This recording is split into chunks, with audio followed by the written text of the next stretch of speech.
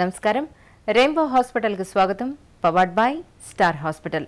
ఈరోజు కార్యక్రమంలో వేసవిలో జీవనశైలి ఎలా ఉండాలి, గాయాలు త్వరగా మానాలంటే పొగ మానాల్సిందేనా, ఒంట్లో ద్రవ నష్టాన్ని ఎలా నివారించుకోవాలి, పిల్లలు పొరపాటును ఏవైనా మింగేశారా, ఇంకా సమస్య సలహా హెల్త్ టిప్.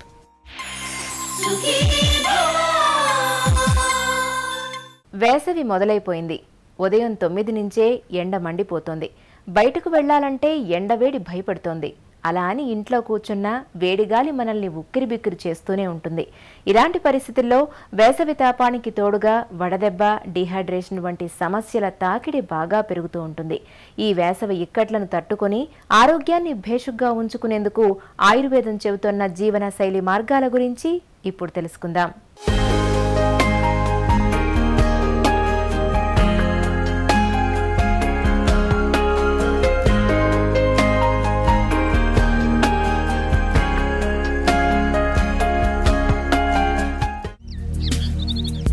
వేసవి మెల్లగా ఉగ్రరూపం దాలుస్తోంది. ఒకవైపు ఎండవేడి, మరోవైపు భరించలేని ముక్కబోత. ఈ రెండూ కూడా ఆరోగ్యానికి ఇక్కట్లు తెచ్చిపెట్టేవే. ఎండల్లో ఏ కాస్త అలా బయటకు వెళ్ళొచ్చినా ఒక్కసారిగా నీరసం, నిస్సత్తువ ఆవహించేస్తాయి. దీనికి కారణం ఎండల్లో తిరిగినప్పుడు చెమట రూపేణా శరీరంలోని ఖనిజ లవణాలు ధారాళంగా బయటకు వెళ్లిపోవడమే. దీంతో ఒక రకమైన అలసట దరిచేరుతుంది. ఈ అలుపు అనేది మొత్తం శరీరానికంతటికీ ఎండ వల్ల కలిగే ఒక ఇబ్బంది అని చెప్పవచ్చు. ఎండాకాలం జీర్ణశక్తి కూడా మందగిస్తుంది, కాబట్టి ఆకలి కూడా బాగా తగ్గిపోతుంది. మొత్తంగా ఎండల వల్ల అలసట దగ్గర నుంచి అతిసారం దాకా, ఉక్కపోత వల్ల చెమటకాయల దగ్గర నుంచి సెగ్గడ్డల దాకా అనేక సమస్యలు వచ్చి పడతాయనే విషయాన్ని గుర్తుంచుకుని మన జీవన శైలిని అందుకు అనుగుణంగా మలుచుకోవాలి. సంవత్సరంలో ఒక 6 నెలల పాటు మన శరీరానికి మన ప్రకృతి నుంచి బలం వస్తూ ఉంటుంది. ఒక 6 నెలల పాటు మన శరీరం నుంచి బలం పోతూ ఉంటుంది అన్నమాట. ఇది మామూలుగా వచ్చేటువంటి సైకిల్. అందులో ఆదాన కాలం అనేటప్పుడు మన శరీరం నుంచి బలం బయటకు వెళ్ళిపోతూ ఉంటుంది. అలాంటిది అంటే ఈ ఎండాకాలంలో ఆ ఆదాన కాలం చాలా పీక్ లాగా ఉంటుంది అన్నమాట. అంటే చాలా ఎక్కువగా ఉంటుంది కనుక మన శరీరం నుంచి బలం పోతూ ఉంటుంది. అంటే వంటలు చేసుకునేటప్పుడు కొంచెం చారు, పులుసు, మజ్జిగ పులుసు, లేకపోతే పెరుగు పచ్చళ్ళు ఇట్లాంటివన్నీ కొంచెం పల్చగా ఉండేటువంటి పదార్థాలు కనుక ఎక్కువ తీసుకుంటున్నట్టయితే కనుక మన శరీరంలో నీటిని మనం అందించినట్టు అవుతుంది. అలాగే ఇటువంటి ఆహార పదార్థాలు జీర్ణం చేసుకుందికి మన శరీరంలో ఉన్నటువంటి నీరు ఎక్కువగా ఖర్చు అయిపోకుండా ఉంటుంది. కొంచెం నోరు ఎండిపోయినట్టుగా అయింది అంటే ఏంటంటే మన శరీరంలో ఆల్రెడీ కొంచెం డీహైడ్రేషన్ వచ్చేస్తున్నట్టు లెక్క. అందుకే నోరు ఎండిపోయే వరకు కాకుండా పదే పదే ముందుగానే నీళ్ళు అవి ఎక్కువ తీసుకుంటూ ఉండాలి. అలాగే పళ్ళ రసాలు అంటే ముఖ్యంగా మనకి ఈ సీజన్లో దొరికేటువంటి పుచ్చకాయ రసము, తర్వాత కర్బూజా పండు రసము, ముంజలు ఇలాంటివన్నీ ఏంటంటే మనకి ప్రకృతిలో సహజ సిద్ధంగా వచ్చినటువంటి నీటితో ఉన్నటువంటి ఆహార పదార్థాలు. ఇవి చలవ చేస్తాయి. అలాగే శరీరంలో ఈ ఎండాకాలంలో మనకి కొంచెం లవణాలు కూడా తగ్గిపోతూ ఉంటాయి. ఆ లవణాలు కూడా మనకి ఈ ఆహార పదార్థాల నుంచి తేలిగ్గా అందుతూ ఉంటాయి. ఆ తర్వాత మజ్జిగ అనేటువంటిది ఈ కాలంలో మనకి చాలా చాలా మంచి ఒక టానిక్ లాంటిది అనమాట. అంటే ఆయుర్వేదంలో ఏం చెప్తామంటే అసలు మజ్జిగ ఇంద్రుడికి అమృతం దొరకచ్చు, కానీ అమృతం కంటే ఎక్కువైనటువంటి మజ్జిగ దొరకదని చెప్తుంటాం. ఎందుకంటే మజ్జిగకి అంత మంచి శక్తి ఉంది కనుక. మనకి ఈ కాలంలో దొరికేటువంటి పచ్చి మామిడికాయలు ఉంటాయి. ఈ పచ్చి మామిడికాయల్ని పరిమితంగా ఆహారంలో ఏదో ఒక విధంగా తీసుకుంటూ ఉండడం, లేకపోతే షర్బత్ లాగా చేసి తీసుకుంటూ ఉండడం కూడా చాలా మంచిది. ఈ పచ్చి మామిడికాయలో మనకి నీటి శాతం బాగా ఉంటుంది. అలాగే ఇందులో శరీరానికి కావాల్సినటువంటి లవణాలు కూడా బాగా అందుతాయి. అందువల్ల మనకి వడదెబ్బ తగలకుండా ఉండడానికి కూడా ఈ పచ్చి మామిడికాయలతో చేసినటువంటి షర్బత్ కానీ, వాటితో తయారైనటువంటి ఎక్కువ కారం లేకుండా పచ్చి మామిడికాయలతో మనం చేసుకున్నటువంటి ఆహార పదార్థాలు ఏవైనా కూడా శరీరాన్ని ఆరోగ్యంగా ఉంచడానికి ఈ కాలంలో బాగా తోడ్పడతాయి. సీజన్ మారినప్పుడల్లా జీవనశైలిని మార్చుకోవడం అన్నది తప్పనిసరి. ఎండాకాలం ఎక్కువగా ద్రవాహారాల మీదకు మనసు పోతుంది. దానికి తగ్గట్టుగా పళ్ళు, మజ్జిగ, కొబ్బరి బొండాల్లాంటి వాటికి ఎక్కువగా ప్రాధాన్యం ఇవ్వాలి. అలాగే వ్యాయామాల్లాంటివి కూడా తగినంతగానే చెయ్యాలి. వస్త్రధారణ వేసవికి తగ్గట్టుగా ఉండాలి. బయటి పనులైతే ఉదయం 10 గంటల్లోపు గానీ లేదా సాయంత్రం 4 గంటలు దాటిన తర్వాత గానీ చేసుకోవడం మంచిది. నిద్ర కూడా వేసవిలో తగినంతగా ఉండాలి. ఇక ఎండపట్టున తిరిగే పనైతే గొడుగు లేదా టోపీ లాంటివి పెట్టుకోవాలి. అలాగే ముఖ్యంగా చిన్నపిల్లలు, వృద్ధుల విషయంలో ఎండాకాలం ప్రత్యేకమైన శ్రద్ధ తీసుకోవాలి. స్నానం చేయడం అనేది ఎండాకాలంలో తప్పనిసరిగా 2 పూట్ల స్నానం చేస్తూ ఉండాలి. ఆ స్నానం చేసేటప్పుడు ఊరికనే సబ్బు రుద్దుకోవడం కాకుండా మనం ఏంటంటే కొంచెం సున్నిపిండిలో చందనము, వట్టివేళ్ళు, తర్వాత తుంగముస్తలు, ఇటువంటి సుగంధ ద్రవ్యాల చూర్ణాలని కనుక కలుపుకొని వాటితోటి రుద్దుకుని స్నానం చేస్తున్నట్టయితే మనకి అంటే ఈ ఎండాకాలంలో వచ్చేటువంటి రకరకాల సమస్యలు రాకుండా ఉండడానికి ఇది బాగా తోడ్పడుతుంది. ఈ ఎండాకాలంలో అలసట రాకుండా ఉండడానికి కూడా ఈ సుగంధ ద్రవ్యాలు చాలా బాగా ఉపయోగపడతాయి. అలాగే స్నానం చేసే నీటిలో కూడా కొంచెం మల్లె పువ్వులు కానీ, లేకపోతే గులాబీ రేకులు కానీ, లేదంటే కొంచెం చందనం చూర్ణము, వట్టివేళ్ల చూర్ణము, తుంగముస్తల చూర్ణము, ఇలాంటి సుగంధం ఉన్నటువంటి రకరకాల ప్రకృతిలో సహజంగా దొరికేటువంటి వస్తువుల్ని ఆ నీటిలో వేసుకుని 1 గంట సేపు ఆ నీళ్ళలో నానబెట్టుకుని తర్వాత ఆ నీటితో కనుక స్నానం చేస్తున్నట్టయితే ఎండాకాలంలో అలసట లేకుండా చాలా హాయిగా ఉంటుంది. కొంత మానసిక ప్రశాంతతను కూడా ఇది బాగా ఇస్తుంది. ఆ స్నానం తర్వాత ఏంటంటే నిద్ర విషయం. నిద్రకి మామూలుగా అయితే మిగతా కాలాల్లో ఎప్పుడు కూడా పగటిపూట నిద్రపోకూడదు, అనారోగ్యాన్ని కలిగిస్తుంది. అయితే ఎండాకాలంలో పగటిపూట కొంచెం సేపు నిద్రపోయి విశ్రాంతి తీసుకోవడం అనేటువంటిది బలంగా ఉండటానికి చాలా అవసరం అవుతుంది. కనుక పగలు కొంతసేపు అయితే అన్నం తిన్న తర్వాత అంటే భోజనం తర్వాత కాకుండా మిగతా సమయంలో రోజు ఒక మధ్యాహ్నం పూట 1 అరగంట సేపు నిద్రపోవటం అనేది కూడా చేస్తూ ఉండాలి. ఎప్పుడు చేసేటువంటి వ్యాయామంలో సగం వ్యాయామం మాత్రమే ఈ కాలంలో చేస్తూ ఉండాలి. ఎక్కువ వ్యాయామం చేయటం వల్ల శరీరం తొందరగా అలసిపోయి చెమట రూపంలో మన శరీరంలో ఉన్నటువంటి ద్రవ పదార్థం పోయి ఎండ సమస్యలు ఎక్కువగా వచ్చేందుకు అవకాశం ఉంది. కనుక వ్యాయామాన్ని బాగా తగ్గించేసుకోండి. వేసవిలో ఆరోగ్యానికి ప్రధాన శత్రువులు 2. ఒకటి ఎండ, రెండోది ఉక్కబోత. ఏమాత్రం ఏమరపాటుగా ఉన్నా ఈ రెండూ కూడా ఆరోగ్యాన్ని హరించేవే. అందుకే వేసవిలో మనం తినే ఆహారం, వ్యాయామం, నిద్ర, వస్త్రధారణ వీటన్నింటి విషయంలో ప్రత్యేకమైన జాగ్రత్తలు తీసుకుంటే వేసవిని హాయిగా గడిపేయొచ్చు. ఇప్పుడు రెయిన్బో హాస్పిటల్ సమర్పించు హెల్త్ న్యూస్ మీకోసం. పొగ తాగే అలవాటు మూలంగా గాయాలు, పుండ్లు త్వరగా మానడం లేదనే విషయాన్ని పెన్సిల్వేనియాకు చెందిన పరిశోధకులు ఒక తాజా అధ్యయనంలో గుర్తించారు. మిగతా వారితో పోలిస్తే పొగ తాగే అలవాటు ఉన్నవారిలో ఆపరేషన్ తర్వాత కోతలు, గాయాలు, ఇతర ఇన్ఫెక్షన్లు త్వరగా మానటం లేదని పరిశోధకులు గుర్తించారు. పొగ తాగని వారిలో 24 వారాల్లో గాయాలు మానుపడితే పొగ తాగే అలవాటు ఉన్నవారిలో 32 వారాల వరకు సమయం పడుతున్నట్లు అధ్యయనంలో గుర్తించారు. కాబట్టి భవిష్యత్ ఆరోగ్యాన్ని భద్రంగా ఉంచుకునేందుకు సిగరెట్, బీడీ వంటి అలవాట్లకు ఎంత దూరంగా ఉంటే అంత మంచిది. వేసవి అనగానే మనకు ముందుగా డీహైడ్రేషన్, ఆపై వడదెబ్బ గుర్తుకు వస్తాయి. నిజమే, తీవ్రమైన ఎండ ధాటికి ఒంట్లోని నీరు, లవణాలన్నీ చెమట రూపంలో ధారాళంగా బయటకు వెళ్లిపోతూ ఉంటాయి. దీంతో ఒళ్లంతా ఒకటే నీరసం ఆవహిస్తూ ఉంటుంది. మరి ఇలాంటప్పుడు ఏం చేయాలి? ఒంట్లో ద్రవ నష్టాన్ని ఎలా నివారించుకోవాలి? డీహైడ్రేషన్ను నివారించుకునే మార్గాల గురించి ఇప్పుడు తెలుసుకుందాం.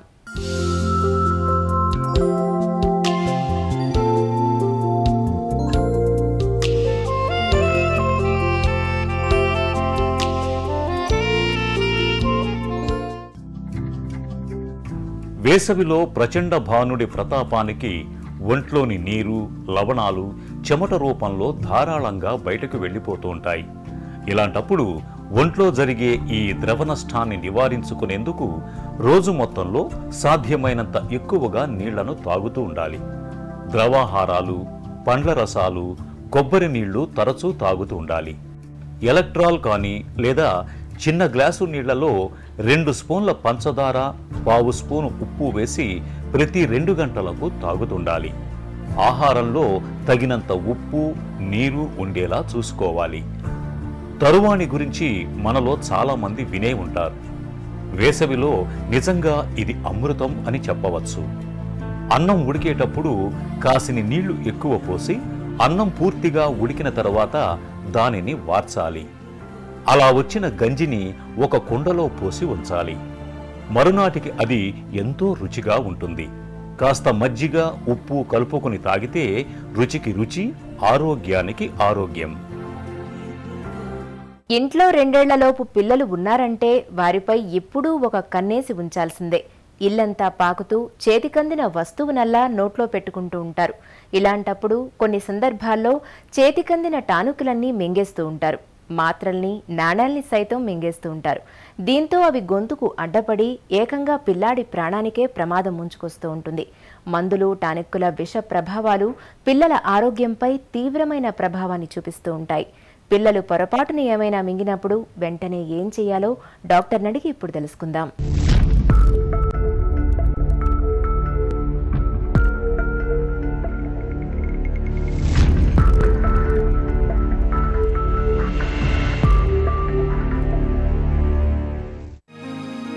ఫారిన్ బాడీ ఆస్పిరేషన్ అంటే ఏంటి? ముఖ్యంగా టాడ్లర్ ఏజ్ గ్రూప్లో పిల్లలకి సంవత్సరం నుంచి 1.5 సంవత్సరం 2 సంవత్సరాల పిల్లలకి ఈ రిస్క్ అనేది ఉంటుంది. ఫారిన్ బాడీ ఇంజెక్షన్ అనేది వాళ్ళకి ముట్టుకోవడంతో దాంతో కంటి చూపు ఇంకా పూర్తిగా ఫామ్ కాని దానివల్ల ఏది దొరికినా వాడు నోట్లో పెట్టుకోవడం అదొక సాధారణంగా చేస్తూ ఉంటారు. వాటితో కొన్ని డేంజర్స్ ఉన్నాయన్నమాట. కొన్ని నాన్ ఎడిబుల్ ఐటమ్స్ని ఫారిన్ బాడీ అంటారు. ఫర్ ఎగ్జాంపుల్ చిన్న పెన్సిల్ కానీ, చాక్ కానీ, ఆర్ రబ్బర్ కానీ, ఆర్ ఇంకేదైనా మాత్ర కానీ, లిక్విడ్స్ కానీ ఇవి తీసుకున్నప్పుడు కొద్దిగా ప్రమాదం కావడానికి ఛాన్సెస్ ఉంటాయి. పిల్లలు సాధారణంగా ఎలాంటి వస్తువుల్ని మింగేస్తూ ఉంటారు? కామన్గా మనం చూసేటివి మాత్రలు కానీ, ఏదైనా రంగులుగా ఉండటం, బీట్స్, చిన్న పూసలు కానీ, లేకపోతే ఏది దొరికిన చిన్న వెజిటబుల్ పీసెస్ కానీ, కలర్ఫుల్గా ఉన్న ఐటమ్స్ని వాటి నోట్లో పెట్టుకుంటూ ఉంటారు. అట్లే కాకుండా కాగితం, న్యూస్ పేపర్ కానీ, ఒక్కొక్కసారి ఈ చెప్పులు కానీ, షూస్ కానీ, ఏదైనా రాళ్ళు కానీ ఏదైనా ఉన్నా కూడా దొరికినా నోట్లో పెట్టుకోవడానికి ఛాన్సెస్ ఉంటాయి. మేము చూస్తున్నది క్లినికల్ ప్రాక్టీస్లో ఫారిన్ బాడీ ఇంజెక్షన్ అయ్యి వాళ్ళకి సీరియస్ అయ్యి బయటకు తీయాల్సిన పరిస్థితి, అంటే ఎండోస్కోపీతో బయటికి ఆ ఫారిన్ బాడీని గ్రాస్ చేసి బయటకు తీయాల్సిన పరిస్థితులు కామన్గా ఏంటంటే వెజిటబుల్ ఐటమ్సే కామన్గా ఉంటాయి. ఒక చిన్న బీన్స్ ముక్కో, లేకపోతే ఒక సీతాఫలం గింజో, లేకపోతే ఒక పల్లీలు కానీ ఇలాంటివి. కొంతమందికి మేము ఈ చిన్న మెటల్ ఆబ్జెక్ట్స్ కూడా అనమాట, ఏదైనా చిన్న స్క్రూ డ్రైవర్, చిన్న బోల్ట్ కానీ, నట్ కానీ ఇట్లాంటివన్నీ ఎక్కడన్నా వాళ్ళకి దొరకంగానే నోట్లో పెట్టుకోవడం అది చాలా ప్రమాదం కావచ్చు. సో కామన్గా ఏంటంటే వెజిటబుల్ ఐటమ్స్ ఇవన్నీ ఉంటాయి, సాలిడ్గా ఉన్నటివి. లిక్విడ్స్తో వాటికి ప్రజెంటేషన్ ఏంటంటే క్వైట్ డిఫరెంట్గా ఉంటుంది, కొరోజివ్ లిక్విడ్స్ కానీ, కొరోషన్ ఇంజెక్షన్తో. పిల్లలు ఏవైనా మింగేసినట్లు ఎలా గుర్తించాలి? ఎక్కువగా ఇనర్ట్ సబ్స్టెన్స్ అయితే దీనిలో కెమికల్ ఏం లేని దానివల్ల అయితే పెద్దగా ఇబ్బంది ఏం కనపడదు, బయటకు కనపడదు. కొంతకాలం తర్వాత అంటే కొన్ని గంటల తర్వాత వాంతులు కావడం కానీ, బ్లడ్ వామిటింగ్ జరగచ్చు కొంతమందికి స్టమక్ నుంచి పైలోరస్ అని ఒక చిన్న రంధ్రం ఉంటుంది, దాంట్లో పాస్ అయితే ఇంటెస్టైన్లో పోవడానికి అవకాశం సులభంగా ఉంటుంది. అది క్రాస్ కానప్పుడు ఏంటంటే స్టమక్ని డ్యామేజ్ కావడానికి, కొంతమందికి పర్ఫరేషన్ అంటారు, స్టమక్ వాల్ని రంధ్రంలాగా చేసి బయట లోపల కడుపులోకి, ఇంటెస్టైన్లోకి పోవడానికి ఛాన్సెస్ ఉంటాయి. ఏజ్ ఉన్న పిల్లలకి నొప్పి కావడం కానీ, బాగా ఏడవటం కానీ, వాంతులు కానీ, ఆర్ ఒక రకమైన వాసన రావడం నోట్లో నుంచి, వీటితో గుర్తించవచ్చు. ముఖ్యంగా వాంతులు, కొంతమందికి బ్లడ్ వామిటింగ్తో మనకు కనుక్కోగలం. ఇనర్ట్ సబ్స్టెన్స్ చిన్నది ఏదైనా బీట్ కానీ, పూస లాంటిది అయితే అదేం మనకు తెలియకపోవచ్చు. అది ఎక్కడన్నా పరిస్థితి బట్టి ఆ టైంలో వేరే పిల్లలు చూడటమో లేకపోతే గమనించడం, అలాంటప్పుడు వాళ్ళు చెప్పగలరు, ఇట్లా ఆడుతున్నాడు, అది ఇన్నున్నాయి, ఇప్పుడు 2 ఉన్నాయి, మిగతావన్నీ ఎక్కడ పోయా మాకు కనపడలేదు. అలాంటప్పుడు మనం ఇన్ఫరెన్స్తో కనుక్కోవాలి, ఏమైనా మింగాడని డౌట్ వస్తుంది అనమాట. వాటితో ముఖ్యంగా ఇమ్మీడియట్గా మనకి కనపడదు బయటికి సిమ్టమ్స్. ఏదైనా కానీ ఇనర్ట్ సబ్స్టెన్స్ అయితే మేజర్ డేంజర్ ఉండదు, కానీ అది అక్కడే ఉంచడం కూడా మంచిది కాదు, స్టమక్లో నుంచి బయటకు తీయాల్సిందే. చిన్నదైతే ఒక పైలోరస్ కన్నా క్రాస్ అయిపోతే ఆటోమేటిక్గా మోషన్లో వచ్చేస్తుంది. పిల్లలు ఏవైనా మింగినప్పుడు వెంటనే ఏం చేయాలి, ఏం చేయకూడదు? ముఖ్యంగా ఏం ప్యానిక్ చేయాల్సిన అవసరం లేదు. కాకపోతే సిగ్గా ఉండి వామిటింగ్ చేస్తూ బాగా డల్గా ఉంటే వెంటనే హాస్పిటల్ తీసుకెళ్ళాలి. కామ్గా ఏదంటే ఏమి ఇవ్వకుండా కొంతమంది నోట్లో చేయి పెట్టి ఏలు పెట్టి బయటికి వామిట్ చేయించడానికి ఇండ్యూస్ చేయడం అలాంటిది ఏం చేయకూడదు, ఎందుకంటే చాలా రిస్క్ ఉంటుంది వాటితో. అది ఒక్కొక్కసారి పైకి వామిట్ చేసినప్పుడు స్టమక్లో కాకుండా ఊపిరితిత్తుల్లో పోయిన చాలా ప్రమాదం. ముఖ్యంగా ఏంటంటే ఏదైనా డౌట్ ఉంటే వెంటనే హాస్పిటల్ తీసుకెళ్ళడం ముఖ్యం. ఫస్ట్ ఎక్స్రే చేయడం, పేషెంట్ పరీక్ష చేసి ఒకవేళ స్టేబుల్గా ఉండి వైటల్ సైన్స్ అంతా స్టేబుల్గా ఉంటే ఏం కంగారు ఏం లేదు, ఎక్కడుంది ఆ పొజిషన్ ఎలాంటిది మనం కనుక్కొని హిస్టరీతో కనుక్కొని దానికి నెక్స్ట్ ఫస్ట్ థింగ్ ఏంటంటే మనకి ఎక్స్రేలో కానీ దాంట్లో క్లియర్గా ఒక కాయిన్ కానీ, బిళ్ళ కానీ, పూసలాగా ఏమైనా కనపడితే మనం మెయిన్ థింగ్ ఏంటంటే నోట్లో ఏమి ఇవ్వకుండా NPO చేస్తాం పిల్లలకి. నెక్స్ట్ ఏంటంటే గ్లూకోజ్ సలైన్ అది స్టార్ట్ చేసి గ్యాస్ట్రంట్రాలజీ వాళ్ళని ఇన్వాల్వ్ చేస్తాం.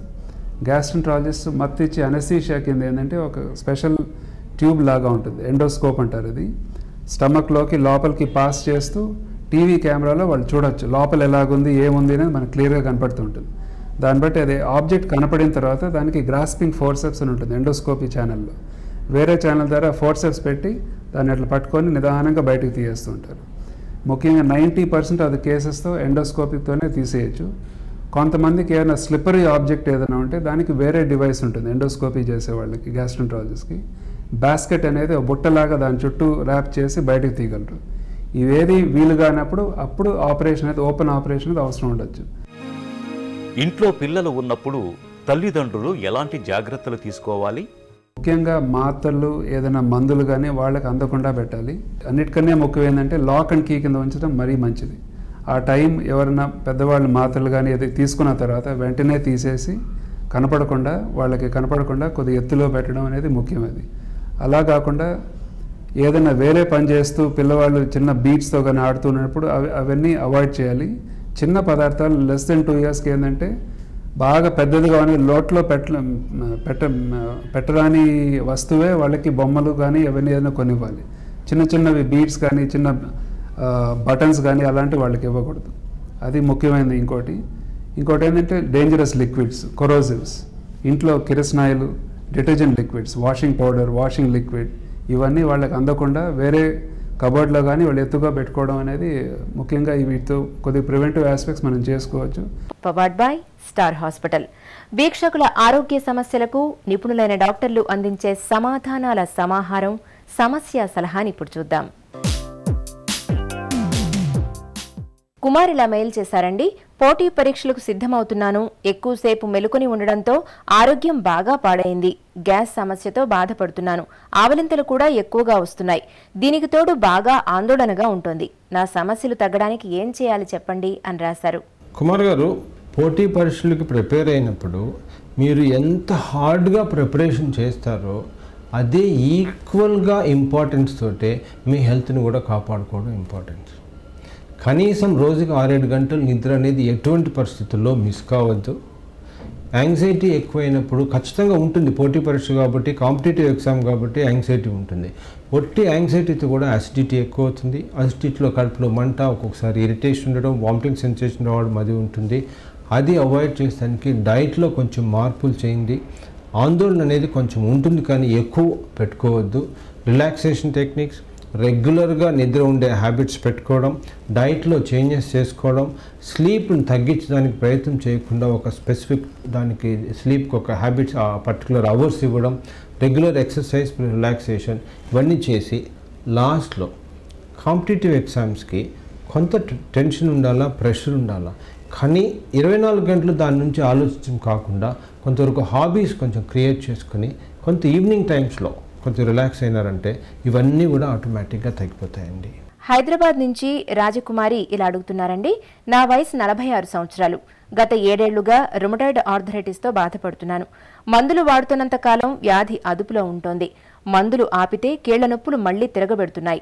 నా సమస్యకి శాశ్వత చికిత్స లేదా జీవితాంతం మందులు వాడుతూ ఉండాల్సిందేనా చెప్పండి అని రాశారు. రాజకుమారి గారు, రుమటాయిడ్ ఆర్థరైటిస్ అనే రోగం అంటే దాన్ని మనము కొంచెం వరకు కంట్రోల్ చేయవచ్చు. కంప్లీట్గా క్యూర్ చేసేది టైం పట్టవచ్చు. కొంతమంది రిలీఫ్ వస్తుంది కానీ కొంతమంది అయితే కంటిన్యూస్గా మెడిసిన్ చేయాల్సి వస్తుంది. మీరు ఏ గ్రూప్లో పడుతున్నారో చాలా కష్టం చెప్పేది. కొంతమంది మాత్రలు ఒక 4-5 years వాడి 10 years వాడిన తర్వాత వాళ్ళకి రెమిషన్ ఫేజ్ అని వస్తుంది. అంటే ఈఎస్ఆర్, సిఆర్పి అని ఇన్ఫ్లమేటరీ మార్కర్స్ ఉంటాయి. అవి తగ్గిపోతాయి. అవి తగ్గిపోయిన తర్వాత డోస్ ఆఫ్ మెడిసిన్స్ తగ్గించుకోవచ్చు అండ్ పేషెంట్స్ రెమిషన్స్లోకి వెళ్ళిపోతారు. దట్ ఈస్ వన్ స్టేజ్ అండి. నెక్స్ట్ ఇప్పుడు చాలా మటుకు చాలా వేరే కొత్త మందులు వచ్చినాయి కానీ ఇమ్యూనో మాడ్యులేటర్స్ అంటారు, బాడీ ఇమ్యూనిటీని చేంజ్ చేసే మెడిసిన్స్ వచ్చినాయి. అది మీరు మీ కన్సల్ట్ అయ్యే రుమటాలజిస్ట్ని సంప్రదించి ఆ కొత్త మెడిసిన్స్ వాడే ఛాన్స్ ఉందా లేదా అని కనుక్కొని వాళ్ళ ఒపీనియన్ తీసుకోవాలండి. ఈరోజు ఎపిసోడ్ ముగించబోయే ముందు రెయిన్బో హాస్పిటల్ సమర్పించు ఒక చిన్న చిట్కా మీకోసం. వేసవిలో స్నానం చేసే నీటిలో నిత్యం కాసన్ని మల్లెపూలు లేదా గులాబీలను వేసుకుని స్నానం చేయడాన్ని ఒక అలవాటుగా మార్చుకోండి. వేసవి బడలిక నుంచి మంచి ఉపశమనం లభిస్తుంది.